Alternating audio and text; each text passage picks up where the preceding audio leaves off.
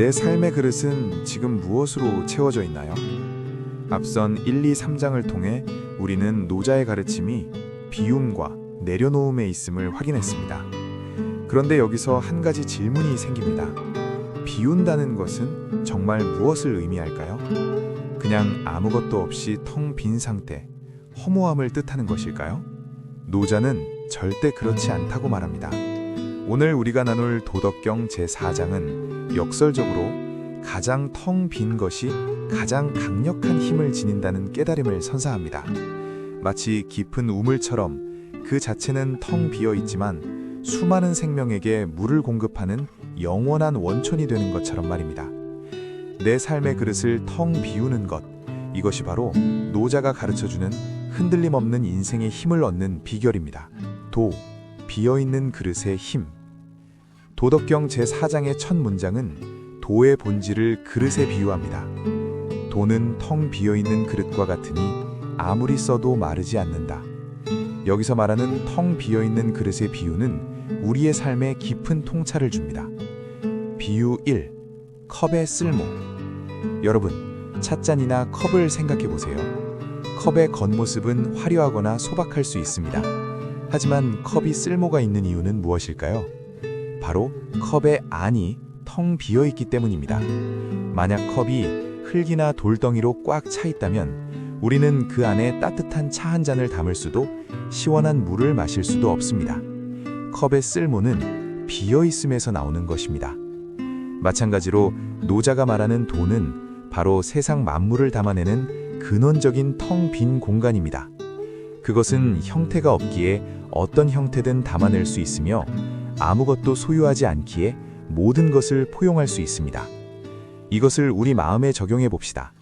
우리의 마음이 이것은 옳다, 저것은 그르다 하는 고정관념이나 내 것, 내 주장이라는 집착으로 꽉 차 있다면 그 마음은 더 이상 새로운 지혜나 다른 사람의 이야기를 담아낼 수 없습니다.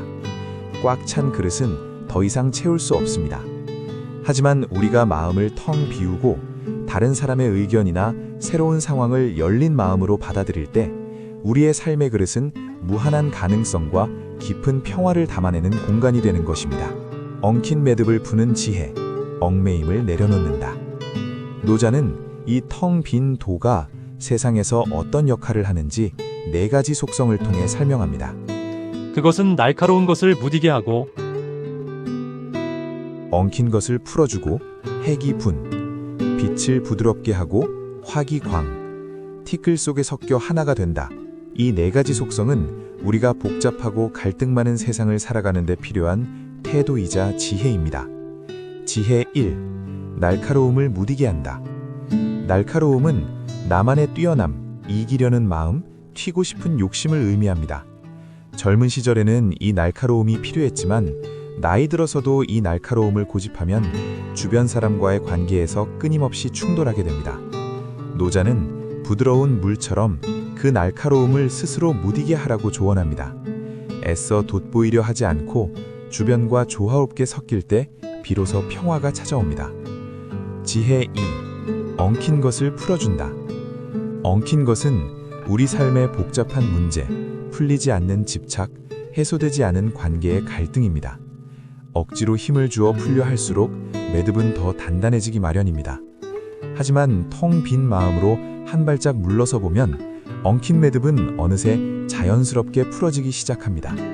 마치 강물이 굽이쳐 흐르듯 시간의 흐름과 자연의 순리에 맡길 때 모든 복잡한 문제는 해소됩니다. 지혜 3. 빛을 부드럽게 한다. 빛은 우리의 재능, 지위, 존재감을 의미합니다. 이 빛을 너무 강하게 내뿜으면 주변 사람들은 눈이 부셔 불편해하고 시기하게 됩니다. 노자는 우리가 가진 빛을 부드럽게 만들라고 조언합니다. 나의 경험과 지혜를 자랑이나 권위로 내세우는 대신 겸손함과 따뜻함으로 감싸서 부드럽게 전달할 때 그 빛은 비로소 주변을 은은하게 비추는 등불이 되어 세상을 이롭게 합니다. 지혜 4. 티끌 속에 섞여 하나가 된다. 티끌은 가장 낮고 가장 평범한, 가장 미미한 존재를 상징합니다. 도는 이 모든 티끌 속에 기꺼이 섞여들어 하나가 됩니다. 이것은 곧 내가 새삼의 중심이라는 오만을 버리고 가장 낮은 곳으로 기꺼이 내려가는 겸손함을 의미합니다. 나이와 지위를 내려놓고 젊은 세대와도 평범한 이웃과도 티끌처럼 거리낌 없이 섞여 함께 어울릴 때 우리는 진정한 화합과 소통의 즐거움을 얻을 수 있습니다. 도의 영원함, 깊은 근원. 이처럼 만물을 포용하고 조화롭게 만드는 도는 영원합니다. 지극히 맑고 고요하여 있는 듯 없는 듯 계속 이어진다. 나는 그것이 누구의 자식인지 알지 못한다. 다만 하늘과 땅이 생겨나기 이전부터 존재했을 따름이다. 노자는 도가 어디서 왔는지, 누가 만들었는지 알 수 없다고 고백합니다. 그것은 우리가 아는 시간과 공간의 개념이 생겨나기 훨씬 이전부터 존재했던 영원한 근원이라는 것입니다. 이것은 우리에게 삶의 근원적인 안정감을 선사합니다. 우리가 아무리 힘든 일을 겪고 세상이 혼란스러워도 우리의 삶을 움직이는 영원한 물결, 도의 흐름은 흔들림 없이 이어지고 있다는 사실을 깨닫는다면 우리는 현재의 불안함에 휩쓸리지 않고 삶의 중심을 굳건히 지킬 수 있습니다. 맺은 말, 내 안에 깊은 우물을 발견하다. 오늘 도덕경 제4장의 가르침을 통해 우리는 텅 빔이 결코 부족함이 아님을 깨달았습니다. 오히려 비어있기에 무한히 채울 수 있고 형태가 없기에 모든 형태를 포용할 수 있는 가장 강력하고 유연한 힘임을 알게 되었습니다. 이제부터 우리는 삶을 채우려 애쓰는 삶에서 비우고 담아내는 삶으로 바꾸어 나가야 합니다. 날카로운 자존심을 무디게 하고 엉킨 근심 걱정은 시간의 흐름에 맡겨 풀어주고 나의 지혜를 부드럽게 나누어 세상의 티끌 속으로 기꺼이 섞여 들어가는 이러한 텅 빈 그릇의 지혜를 실천할 때 우리의 노년은 흔들림 없는 평화와 무한한 포용력으로 가득 찬 가장 풍요로운 황금기가 될 것입니다.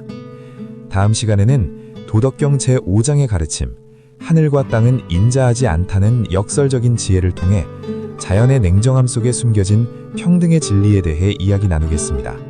끝까지 함께 해주셔서 감사합니다. 구독과 좋아요로 영원한 지혜를 함께 나누세요. 도덕경 제5장에서 다시 뵙겠습니다.